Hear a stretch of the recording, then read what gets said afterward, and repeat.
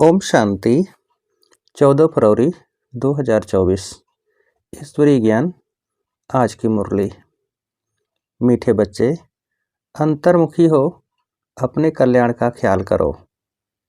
घूमने फिरने जाते हो तो एकांत में विचार सागर मंथन करो। अपने से पूछो, हम सदा हर्षित रहते हैं? प्रश्न। रहमदिल बाप के बच्चों को अपने पर कौन सा रहम करना चाहिए? उत्तर। जैसे बाप को रहम पड़ता कि मेरे बच्चे कांटे से फूल बने। बाप बच्चों को गुलगुल बनाने की कितनी मेहनत करते हैं, तो बच्चों को भी अपने ऊपर तरस आना चाहिए कि हम बाबा को बुलाते हैं, हे पतित पावन आओ, फूल बनाओ। अब वह आए हैं तो क्या हम फूल नहीं बनेंगे? रहम पड़े तो देही अभिमानी रहें। बाप जो सुनाते हैं उसको धारण करें। ओम शांति। यह तो बच्चे समझते हैं यह बाप भी है, टीचर भी है, सतगुरु भी है। तो बाप बच्चों से पूछते हैं कि तुम यहाँ जब आते हो तो इन लक्ष्मी नारायण के और सीढ़ी के चित्र को देखते हो? जब दोनों को देखा जाता है तो एम ऑब्जेक्ट और सारा चक्र बुद्धि में आ जाता है कि हम देवता बनकर फिर ऐसे सीढ़ी उतरते आए हैं। यह ज्ञान तो बच्चों को ही मिलता है। तुम हो स्टूडेंट, एम ऑब्जेक्ट सामने खड़ा है। कोई भी आए तो उनको समझाओ यह एम ऑब्जेक्ट है। इस पढ़ाई से यह देवी देवता जाकर बनते हैं, फिर 84 जन्म की सीढ़ी उतरते हैं, फिर रिपीट करना है। बहुत इजी नॉलेज है, फिर भी पढ़ते पढ़ते नापास क्यों हो पढ़ते हैं? उस जिस्मानी पढ़ाई से भी यह ईश्वरी पढ़ाई बिल्कुल सहज है। एम ऑब्जेक्ट और 84 जन्मों का चक्र बिल्कुल सामने खड़ा है। ये दोनों चित्र विजिटिंग रूम में भी होने चाहिए। सर्विस करने के लिए सर्विस का हथियार भी चाहिए। सारा ज्ञान इसमें ही है। यह पुरुषार्थ भी हम अभी करते हैं। सतो प्रधान बनने के लिए बहुत मेहनत करनी है। इसमें अंतर्मुखी हो, विचार सागर मंथन करना है। घूमने फिरने जाते हो तो भी बुद्धि में यही होना चाहिए। यह तो बाबा जानते हैं कि नंबरवार हैं। कोई अच्छी तरह समझते हैं तो जरूर पुरुषार्थ करते होंगे अपने कल्याण के लिए। हर एक स्टूडेंट समझते हैं यह अच्छा पढ़ते हैं, खुद नहीं पढ़ते हैं तो अपने को ही घाटा डालते हैं। अपने को तो कुछ लायक बनाना चाहिए। तुम भी स्टूडेंट हो, सो भी बेहद बाप के। ये ब्रह्मा भी पढ़ते हैं।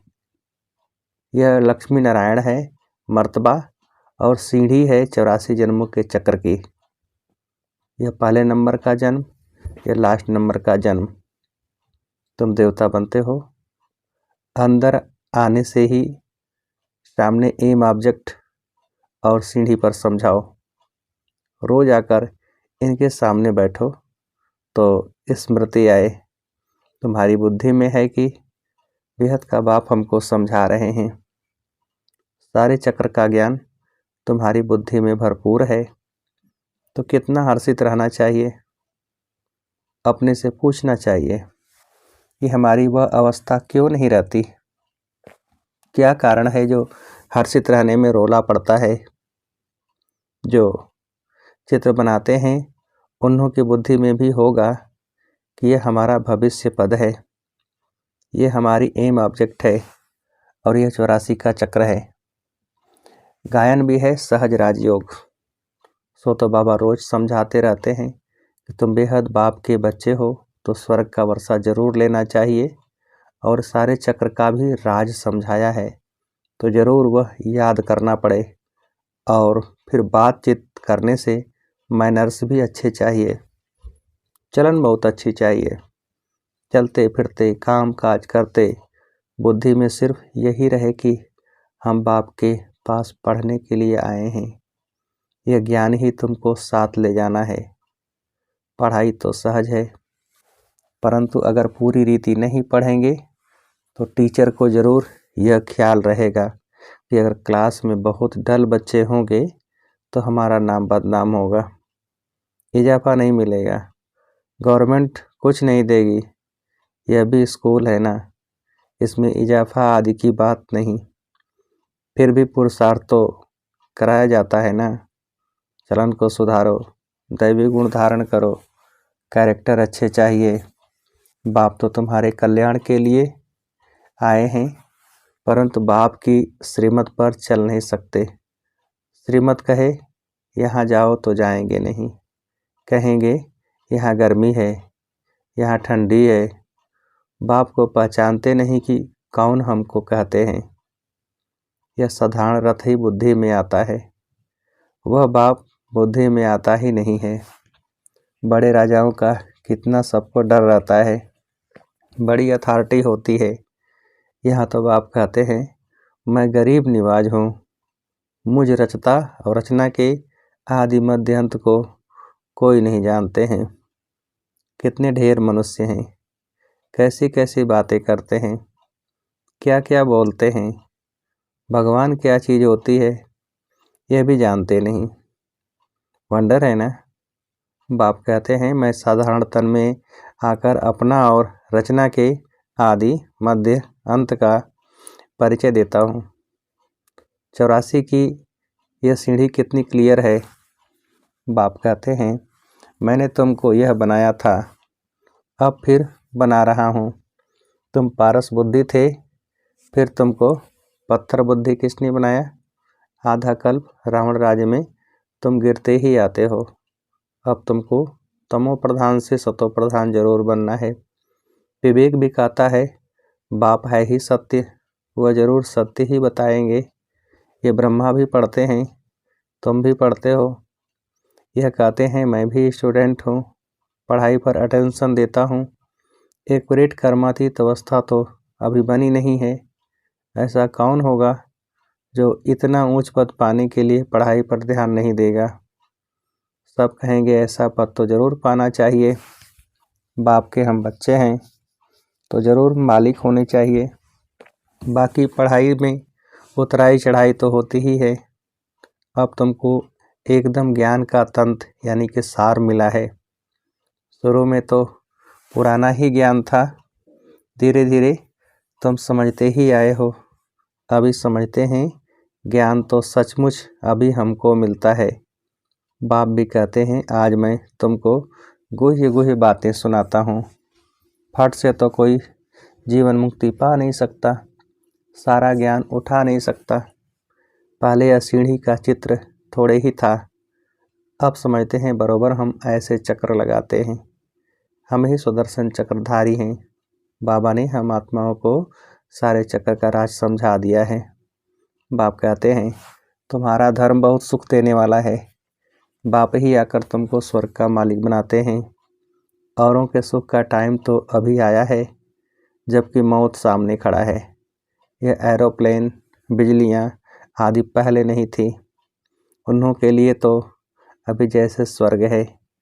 कितने बड़े बड़े महल बनाते हैं, समझते हैं अभी तो हमको बहुत सुख है। लंदन में कितना जल्दी पहुंच जाते हैं, बस यही स्वर्ग समझते हैं। अब उन्हों को जब कोई समझाए कि स्वर्ग तो सतयुग को कहा जाता है, कलयुग को थोड़े ही स्वर्ग कहेंगे।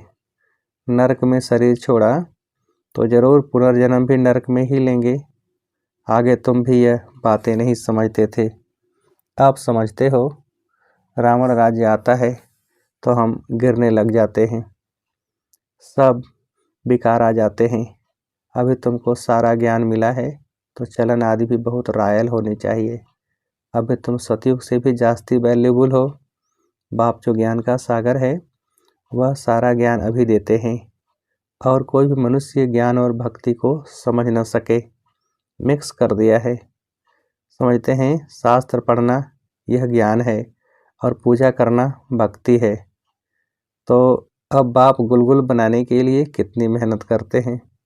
बच्चों को भी तरस आना चाहिए कि हम बाबा को बुलाते हैं, पतितों को आकर पावन बनाओ, फूल बनाओ। अब बाप आए हैं तो अपने पर भी रहम करना चाहिए। क्या हम ऐसे फूल नहीं बन सकते?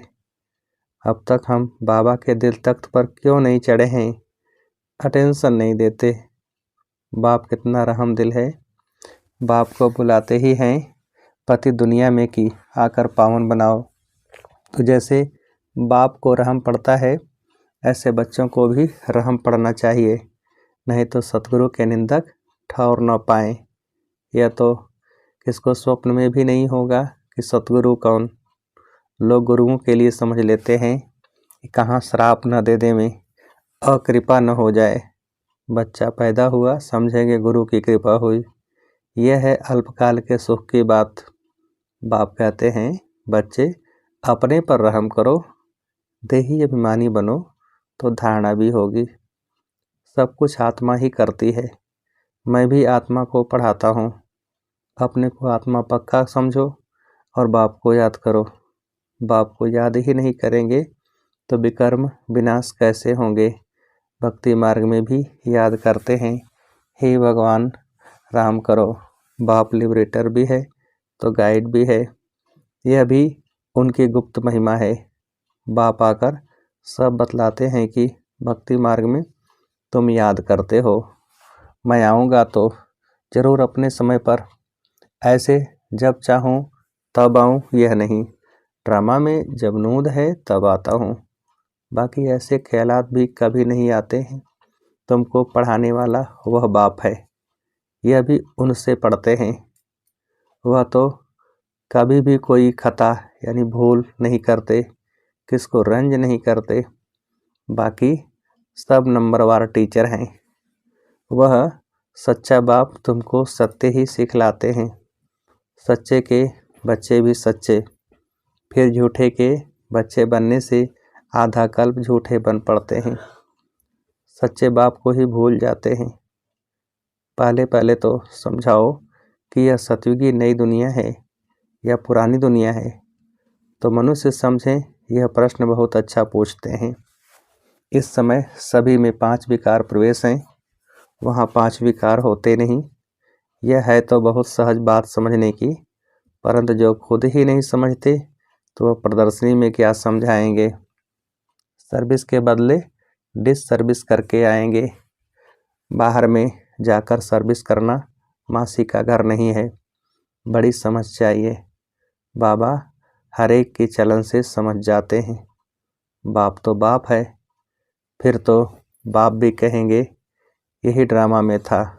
कोई भी आता है तो ब्रह्मा कुमारी का समझाना ठीक है। नाम भी ब्रह्मा कुमारी ईश्वरी विश्वविद्यालय है।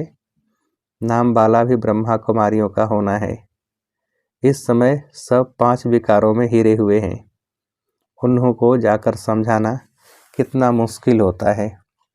कुछ भी समझते नहीं हैं, सिर्फ इतना कहेंगे ज्ञान तो अच्छा है, खुद समझते नहीं हैं। विघ्न के पीछे विघ्न पड़ता रहता है। फिर युक्तियां भी रचनी पड़ती हैं। पुलिस का पहरा रखो, चित्र इंश्योर करा दो, यह यज्ञ है, इसमें विघ्न जरूर पड़ेंगे। सारी पुरानी दुनिया इनमें स्वाहा होनी है, नहीं तो यज्ञ नाम क्यों पड़े। यज्ञ में स्वाहा होना है। इसका रुद्र ज्ञान यज्ञ नाम पड़ा है। ज्ञान को पढ़ाई भी कहा जाता है। यह पाठशाला भी है तो यज्ञ भी है।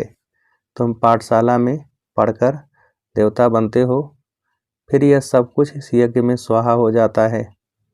समझा वही सकेंगे जो रोज प्रैक्टिस करते रहेंगे। अगर प्रैक्टिस नहीं होगी तो वह क्या बात कर सकेंगे। दुनिया के मनुष्यों के लिए स्वर्ग अभी है, अल्पकाल के लिए। तुम्हारे लिए स्वर्ग आधा कल्प के लिए होगा। यह भी ड्रामा बना हुआ है। विचार किया जाता है तो बड़ा वंडर लगता है।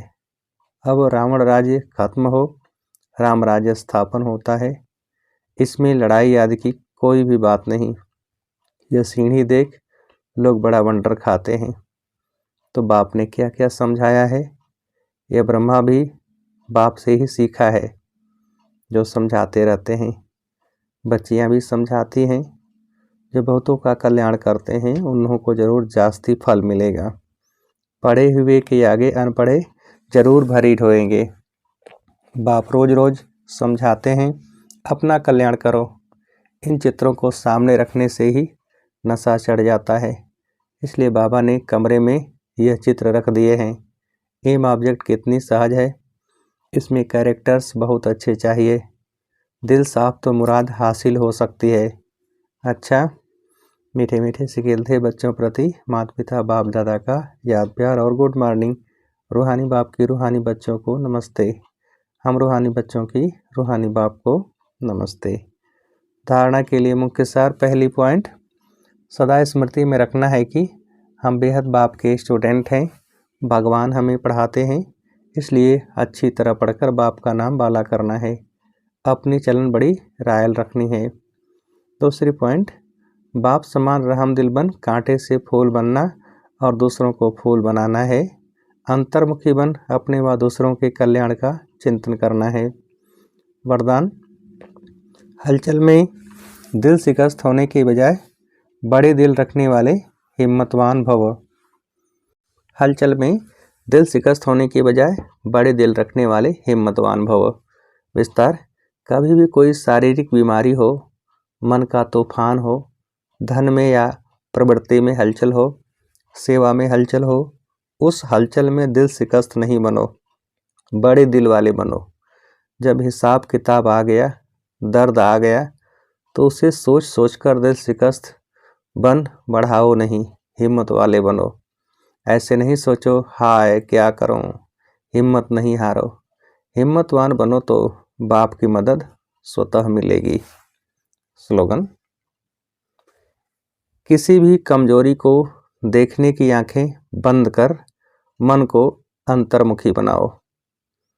किसी की कमजोरी को देखने की आंखें बंद कर मन को अंतर्मुखी बनाओ। अच्छा, ओम शांति।